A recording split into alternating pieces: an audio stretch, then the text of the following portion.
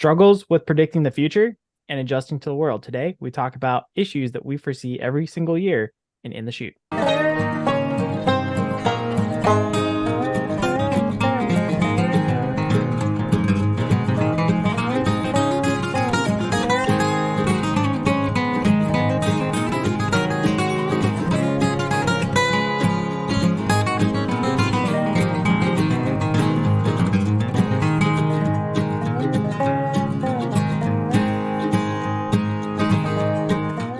Predictability? Really? Yeah. Yep. You got a magic 8 ball. Hey, those work sometimes. I use them at work and they're accurate. Sometimes, yeah, it's kind of funny how that does. Those have floated around offices before. I've seen them in different places, and you can take it for what it's worth, but the answers are in general. So yeah, you can extrude from that anything you want. But you can't. Predicting is one thing.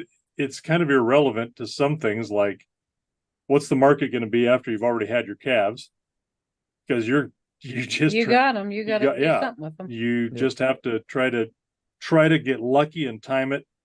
Maybe when it's on a high, climb, or higher than what it has been. Doesn't mean it's high. And most recent years, it's been higher this time of year, August, and then it goes down when we you get calves. Yeah, you get calves are starting to hit the market, and so you got an abundance, and that's knowing that even though that they're not going to necessarily fill feedlots this year, because we're over the last 2 years overall, are we 5-6% down? 5.5%. Yeah, in the nation since 1971.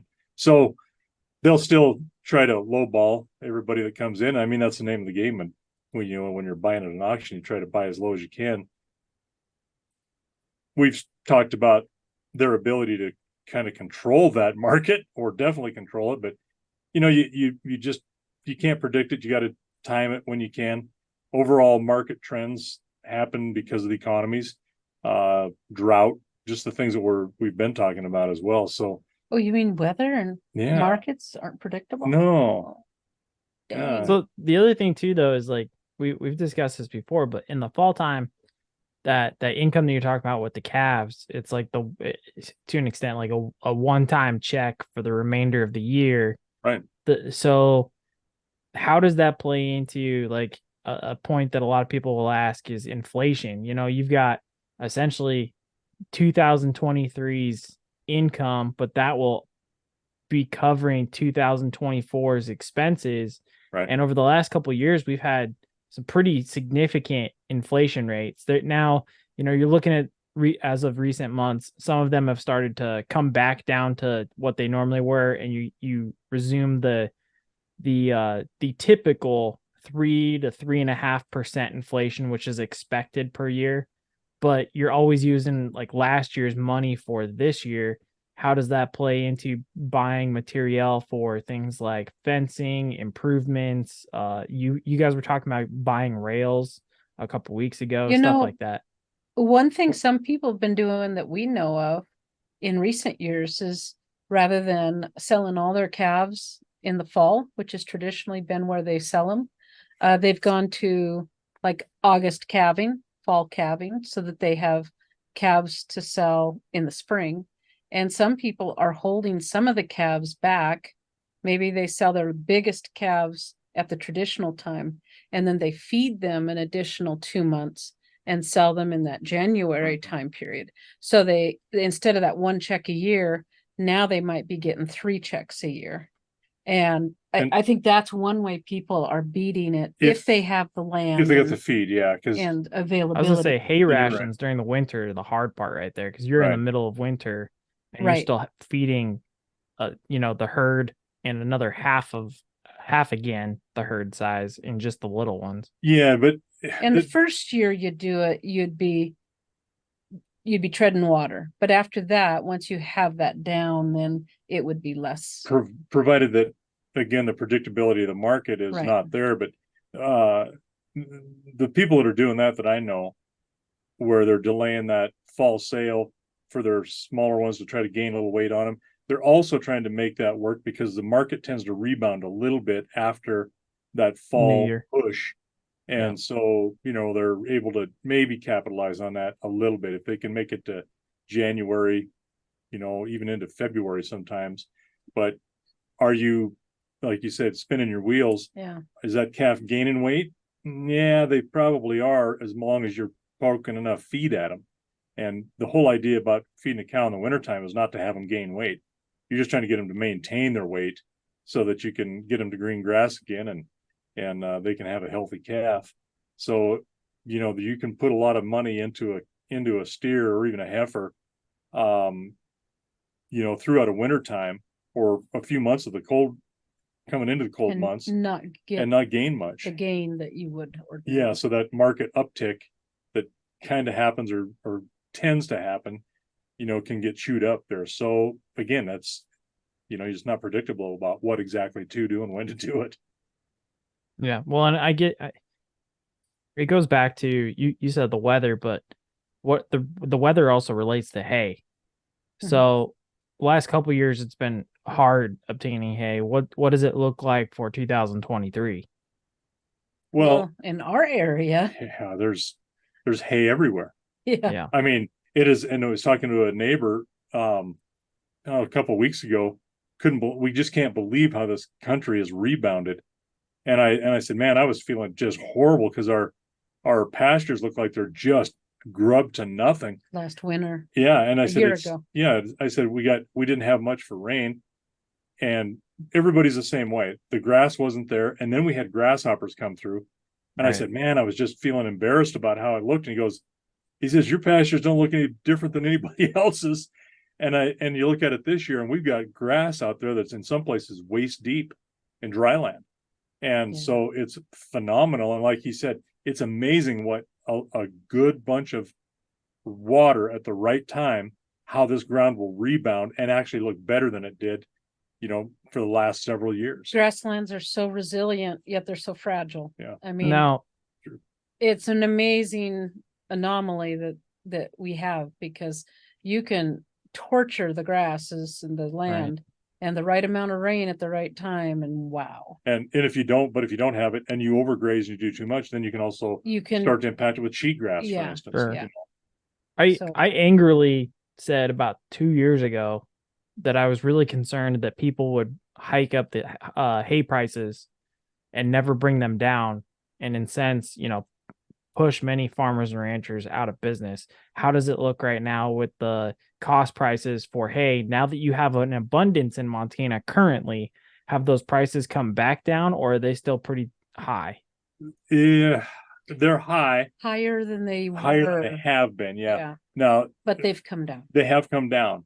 That's good. For instance, I think last year we were paying, Let me get a percentage, yeah, because do that. that'd make Now the question would be because there has still been significant inflation, particularly in the last year with gasoline prices. Right. Gasoline's now starting to come back down. Currently, it's coming up in August timeframe, July and August. That's because of they're blaming heat temperatures, and the reason why being that refineries can't operate at the temperatures that they normally do.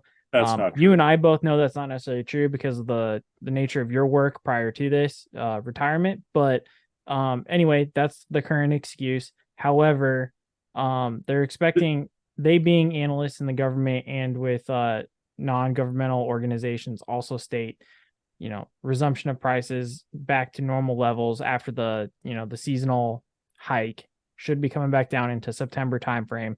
So between inflation reasons and some gasoline issues, would you attribute some of the slightly higher prices this year, even though they've come down from what they were before, but slightly higher prices, to possibly inflation and lubricants and stuff like that? Yeah, it's definitely mostly inflation. Yeah.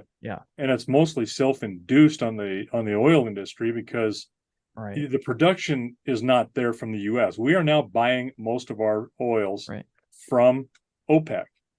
And who just said they're going to decrease the amount that comes to us. So yeah. what does that do to the price? It jacks it up. Because they didn't make enough billions in the last quarter. What's the reason? And heat can have make a difference with the amount of throughput on a refinery. That part is true. If it's very, very hot, you can only get so much air into a unit that needs air for the firing of a furnace, for instance, Okay. that does happen.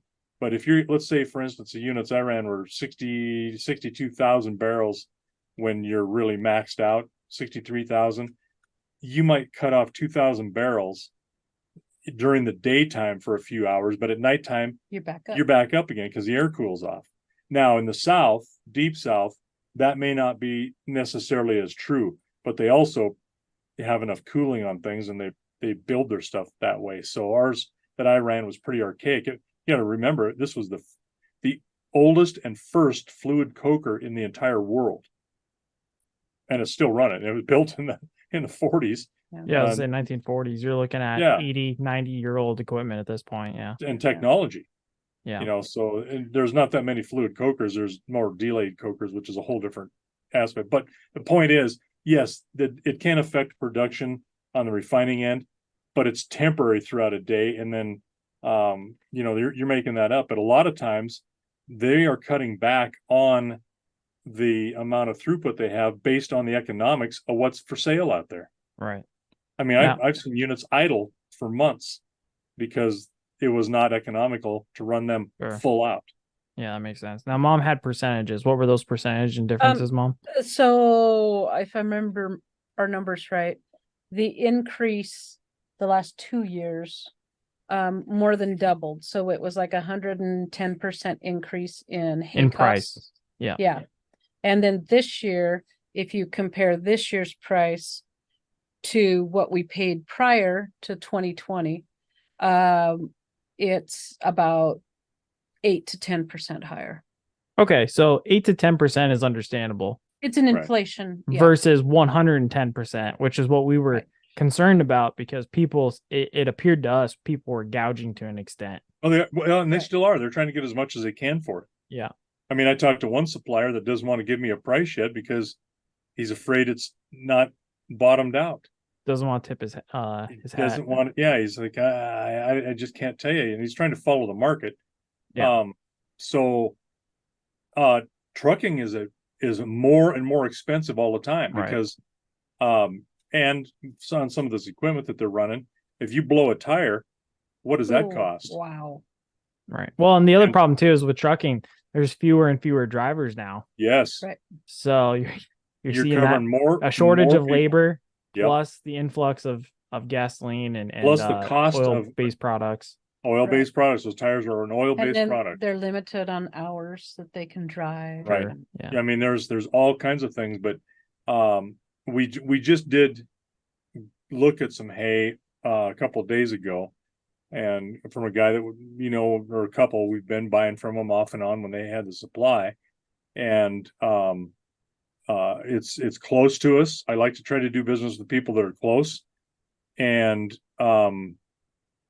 they also have a truck, so they can bring it to us. So that cuts the costs a little bit as well, and that helps. But we're getting at least somewhere between 150 to 160 ton from them,